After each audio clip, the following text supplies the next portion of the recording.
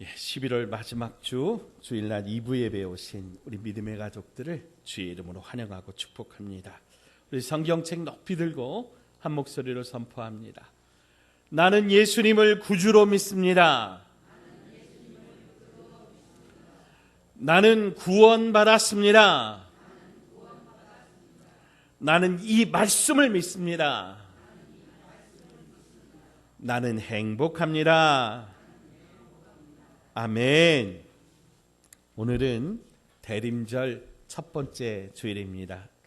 이 대림절이라고 하는 말은 한자로 기다릴 때 임할 임이라고 하는 그런 한자를 사용을 합니다. 그래서 주님의 오심을 기다린다라고 하는 그런 의미입니다. 성탄이 되기 전에 4주 전에 우리가 이 대림절이 시작이 되는데요. 4주 동안 우리가 주님을 기다리면서 우리의 마음을 정결하게 하고 또 우리가 주님을 잘 기다리자라고 하는 그런 의미가 담겨 있습니다.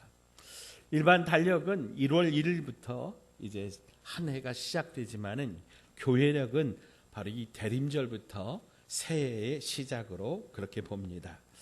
한 해의 시작을 주님을 기다리는 마음으로 시작하라고 하는 그런 의미를 담고 있습니다.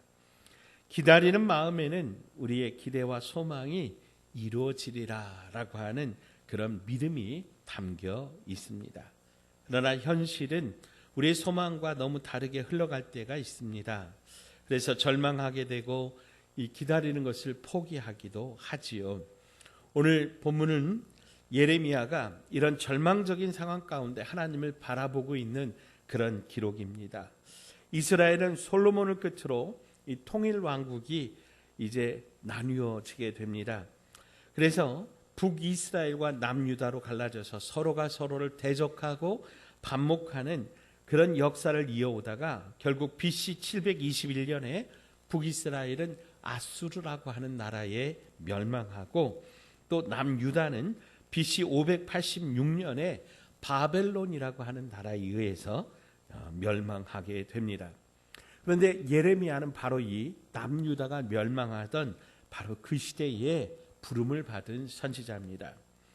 왕과 백성들이 바벨론이라고 하는 강대국에 이렇게 포로로 끌려가고 또 이스라엘이 자랑하던 그런 모든 물건들 또 보물들이 다 약탈을 당하고 또 특별히 이스라엘 백성들은 이 성전 중심에 그런 신앙을 가지고 있는 사람들 아니겠습니까?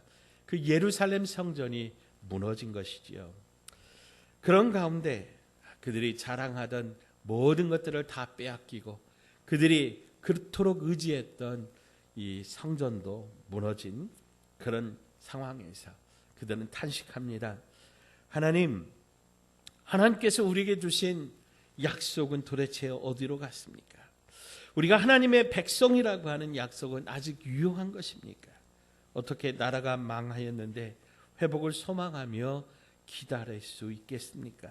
이런 깊은 절망과 좌절감이 이 예레미야 안에도 또 이스라엘 백성들 가운데도 있었다라고 하는 거예요. 그래서 이 예레미야 애가는 슬픈 노래거든요. 나라가 멸망한 가운데 부르는 그 슬픔의 노래를 예레미야가 부르고 있는 것이죠. 3장 19절로 20절을 보시면은요. 내 고초와 재난 곧 쑥과 담즙을 기억하소서. 내 마음이 그것을 기억하고 내가 낙심이 되오나. 예레미야가 이렇게 고백하고 있는 겁니다. 제가 언제 이 여름철에 기력이 빠질 때 먹는 그 센 육모초인가요? 제가 익모초 그죠? 예, 그거를 한번 먹어본 적이 있는데 아주 어마어마하게 쓰더라고요. 예, 맛있어요? 주여.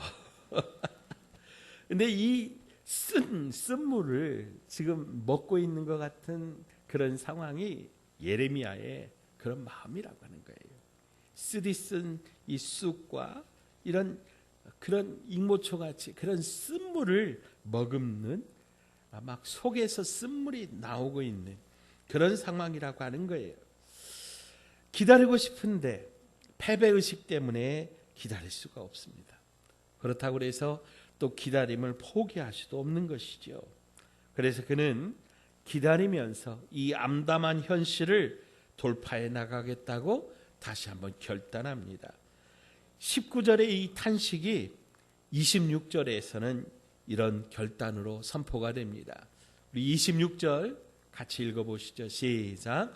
사람이 여호와의 구원을 바라고 잠잠히 기다림이 좋도다.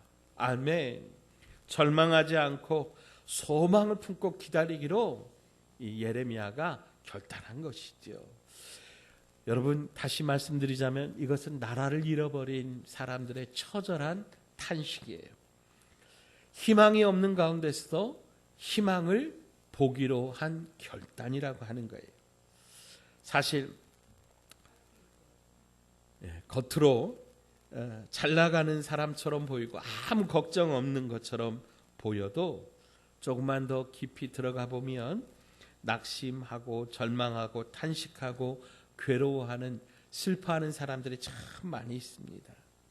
아무것도 아닌 일에 무너지는 자기 자신을 보면서 왜 나는 이거밖에 안 되는가 자책하기도 하고, 또 다른 사람에게 실망해서 세상에 믿을 사람 정말 하나도 없다 배신하고 또 분노감에 그렇게 울부짖는 그런 삶이, 어쩌면 그것이 우리들이 살아가는 삶의 모습이라고 하는 거지요.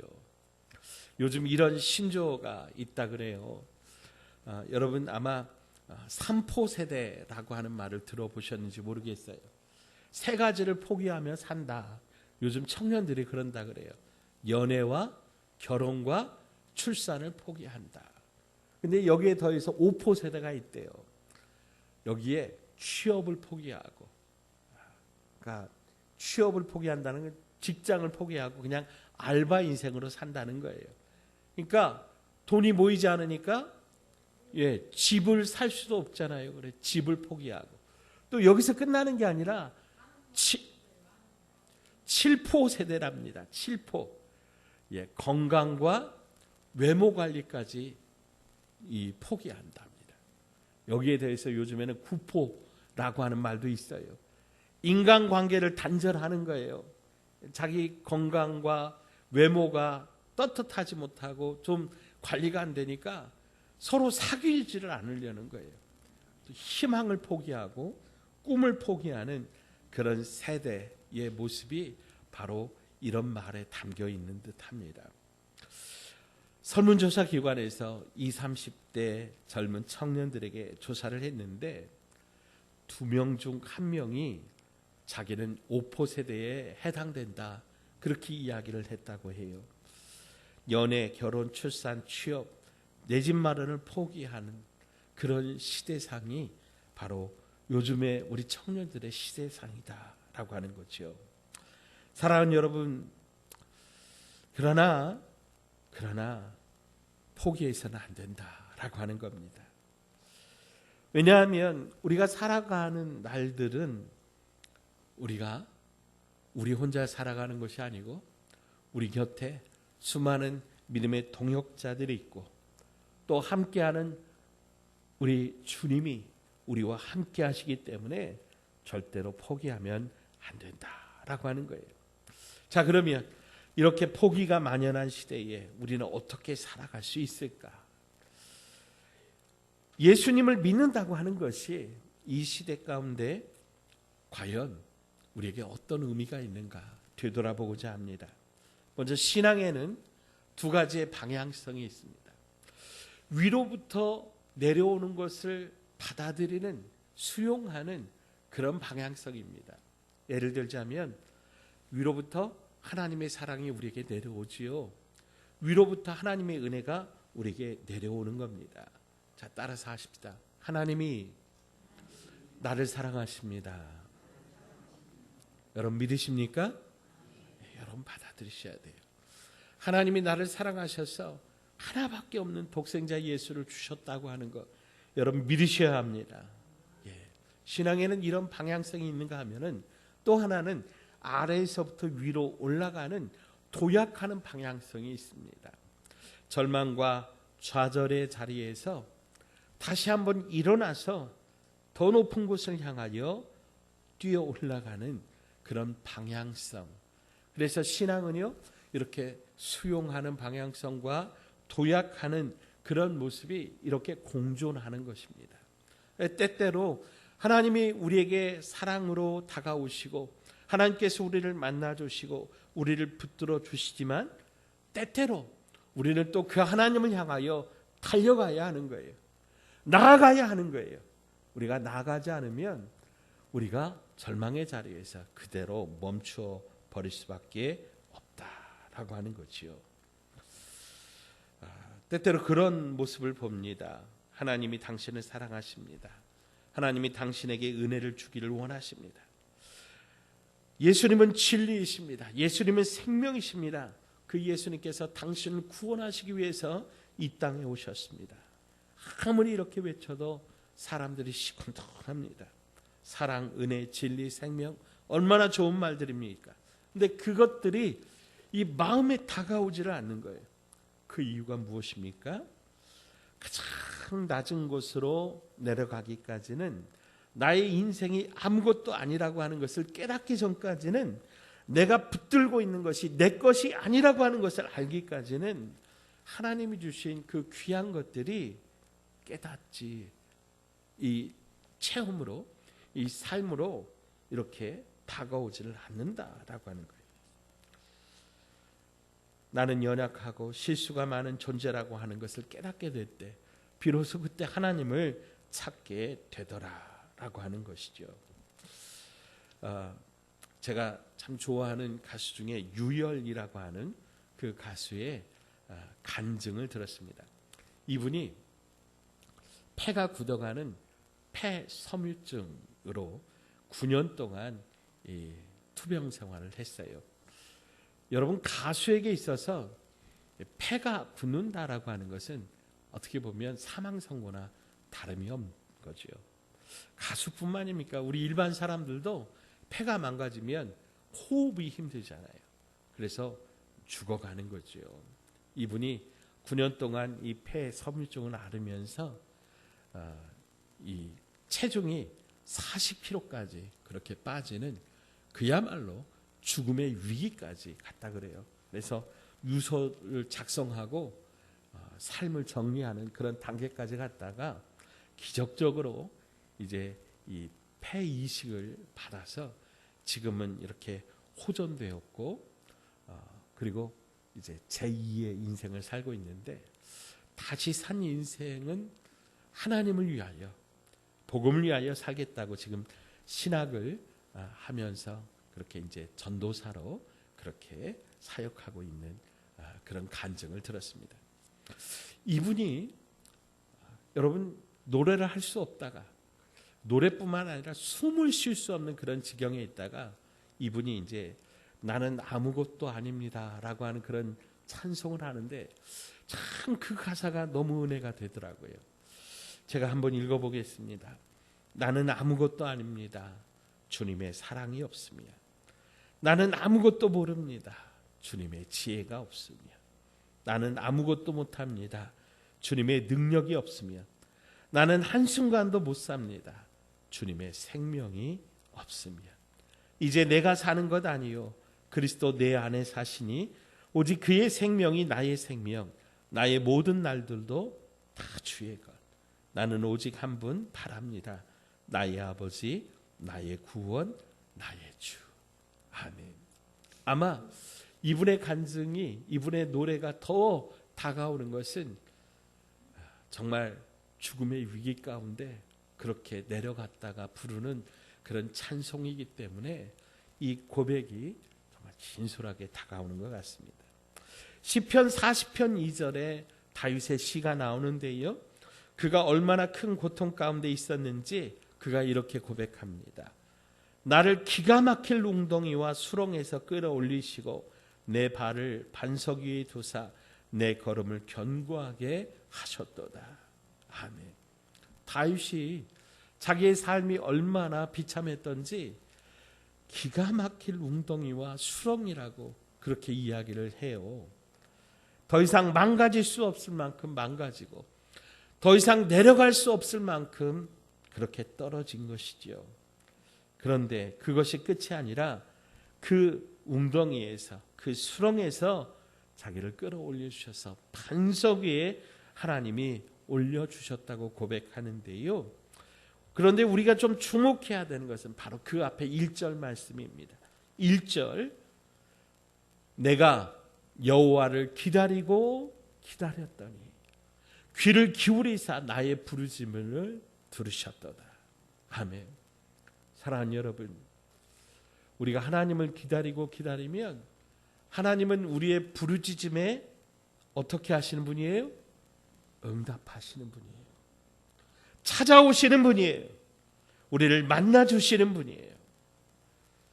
나는 나의 연약함을 깨닫고 땅바닥 인생이라고 하는 것을 깨닫고 오직 하나님만 바라보고 하나님만 기다리고 기다렸는데 그곳이 하나님을 만나는 자리가 되고 하나님이 나를 건지시는 자리가 되었다라고 하는 거예요. 그래서 사랑하는 여러분, 우리는 이 기다림을 절대로 포기해서는 안 됩니다. 내 인생이 아무리 비참할지라도 나의 마음이 아무리 무너질지라도 하나님을 기다리는 이 기다림을 포기하면 안 된다라고 하는 거예요. 기다림을 잃어버리면 삶이 불안해지고 불행해지는 거예요. 기다림을 잃어버리면 인생이 공고해지고 기쁨이 사라지는 거예요. 기다림을 잃어버리면 삶이 부정적이 되는 거예요. 옛날에 어떤 코미디 프로에 그 코미디언이 나와서 잘 될 턱이 있나 그러더라고요. 여러분, 소망을 잃어버리면 모든 매사를 그렇게 부정적으로 보는 거예요. 그러면 안 돼요. 우리 입술에, 우리의 마음에, 우리의 눈에 소망을 가지고 잠잠히 하나님을 바라보고 기다리는 저와 여러분 되시기를 주의 이름으로 축복합니다. 오늘 21절에 예레미야는 이렇게 고백합니다. 이것을 내가 내 마음에 담아 두었더니 그것이 오히려 나의 소망이 되었사오문. 아멘. 여러분, 슬픔이 있고 절망이 있고 아픔이 있지만은 그 슬픔과 절망과 아픔을 어떻게 했다고요? 마음에 담아 두었더니 그것이 오히려 나의 소망이 되었다라고 하는 거예요. 여러분, 진주 조개가 어떻게 해서 진주를 만드는지 아십니까? 조개살에 어느 날 이물질이 들어오는 거예요. 모래라든가 돌멩이, 작은 돌멩이 이런 것들이 조개살에 박히는 거예요. 그럼 조개가 이 이물질을 진액을 분비를 해서 감싸는 거예요. 감싸고 또 감싸고 또 감싸고 또 감싸면 나중에 그 조개 안에 아름답고 영롱한 진주가 담기게 되는 거예요. 사랑하는 여러분, 오늘 저와 여러분 안에 어떤 고통이, 고난이, 아픔이, 절망이, 어떤 괴로움이 있을지라도 그것을 믿음으로 한꺼풀 덮고 은혜로 한꺼풀 덮고 기도로 한꺼풀 덮으면 하나님이 그것을 통해서 우리에게 소망으로 바뀌게 하여 줄 줄로 믿습니다. 제가요, 요즘에 이제 김치철이잖아요. 저는 생김치보다 익은 김치를 좋아하거든요. 김치는 썩는 겁니까? 발효되는 겁니까? 발효되는 것이지요. 인생도 마찬가지입니다. 여러분, 우리의 인생을 고통과 아픔과 슬픔과 절망이 있지만 그것들을 갖다가 하나님 앞에 우리가 가지고 가면은 그 인생이 아름답게 익어가는 줄로 믿으시기 바랍니다.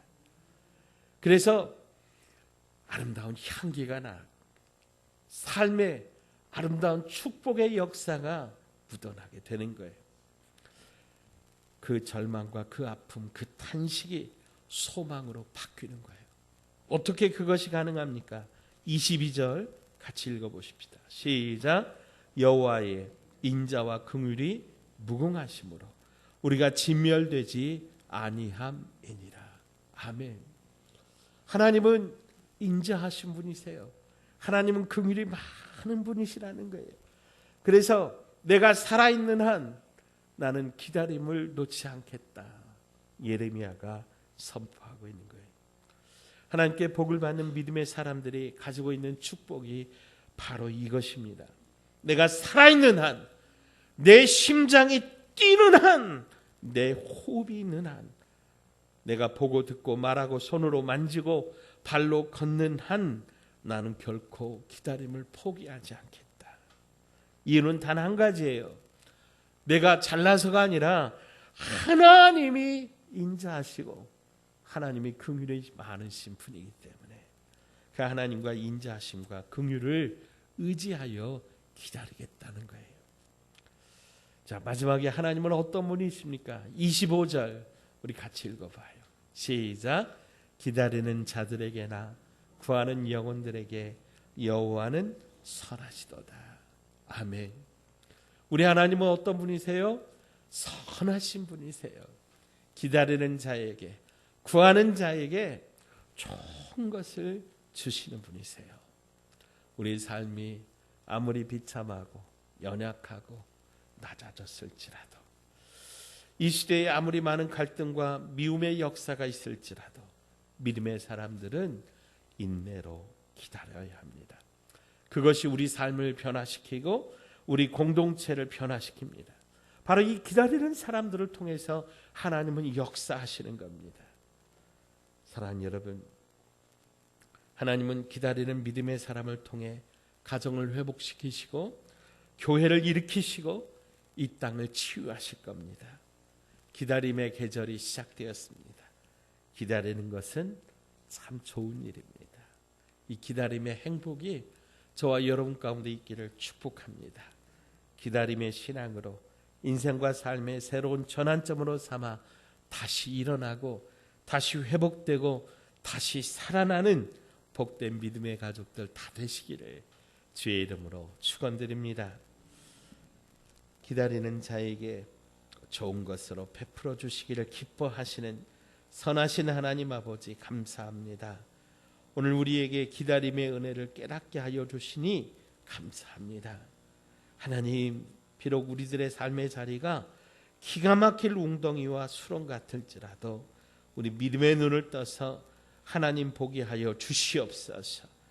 하나님을 기다리고 기다리고 기다림으로 마침내 우리의 기도에 응답하시는 하나님, 하늘 보좌를 버리시고 낮고 낮은 곳으로 오시는 우리 주 예수님의 손을 꼭 붙잡고 우리도 땅을 박차고 일어나게 하여 주시옵소서. 다시 살아나게 하여 주시옵소서. 다시 회복되게 하여 주시옵소서. 우리를 위해 이 땅에 오시는 우리 주 예수 그리스도의 이름으로 간절히 기도하옵나이다. 아멘.